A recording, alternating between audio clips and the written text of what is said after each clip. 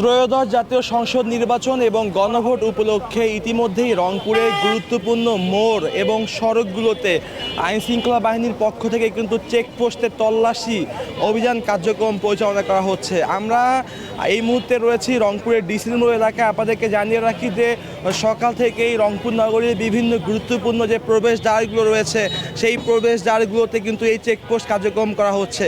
মূলত এই চেকপোস্টের মধ্যে রংপুরের ব্যাটারি চালিত যানবাহনগুলো, ব্যক্তিগত পরিবহনগুলো এবং মোটর বাইকগুলোকে কিন্তু সন্দেহ হলে তাদেরকে কিন্তু থামানো হচ্ছে এবং থেমে তাদেরকে কিন্তু জিজ্ঞাসাবাদ করা হচ্ছে এবং সেই সঙ্গে সেটি কিন্তু তল্লাশি করা হচ্ছে যে সেখানে কোনো ধরনের অবৈধ অস্ত্র রয়েছে কিনা, অবৈধ অন্য মাদক রয়েছে কিনা বা অন্য কিছু রয়েছে কিনা, এই সকল বিষয় কিন্তু যাচাই বাছাই করা হচ্ছে, দেখা হচ্ছে।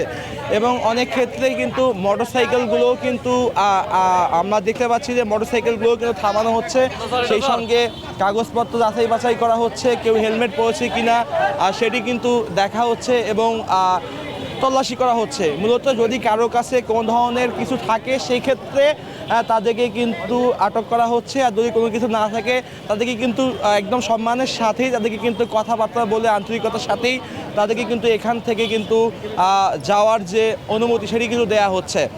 মূলত ত্রয়োদশ জাতীয় সংসদ নির্বাচনকে কেন্দ্র করে রংপুরে আজ সকাল থেকে জেলা পুলিশ সুপার এবং বিকেল নাগাদ মেট্রোপলিটনের যে পুলিশ কমিশনার তারা কিন্তু পুলিশ সদস্যদের উদ্দেশ্যে কিন্তু বক্তব্য রাখলেন।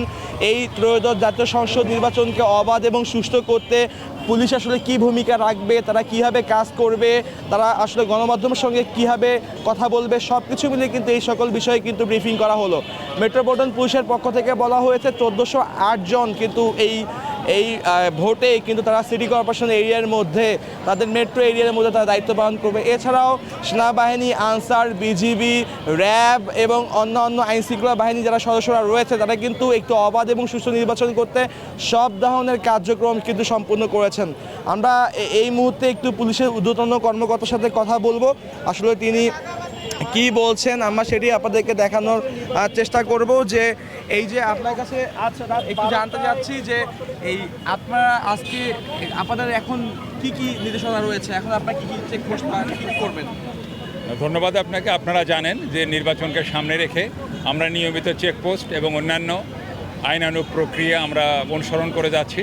যেহেতু আমাদের হাতে আর বেশি সময় নেই, কাল বাদে পরশু নির্বাচন এবং গণভোট, তো এই নির্বাচনকে সামনে রেখে আইন শৃঙ্খলা পরিস্থিতি স্বাভাবিক রাখা এবং জনগণ যাতে নিরাপদে নির্বিঘ্নে নির্ভয়ে তাদের ভোটাধিকার প্রয়োগ করতে পারে সেই পরিবেশ তৈরি করার একটা অংশ হিসাবে আমরা এরকম চেকপোস্ট কার্যক্রম এবং অন্যান্য মোবাইল কার্যক্রম আমরা চলমান রেখেছি, যাতে জনগণ নির্ভয়ে নির্বিঘ্নে তাদের ভোটাধিকার প্রয়োগ করতে পারে।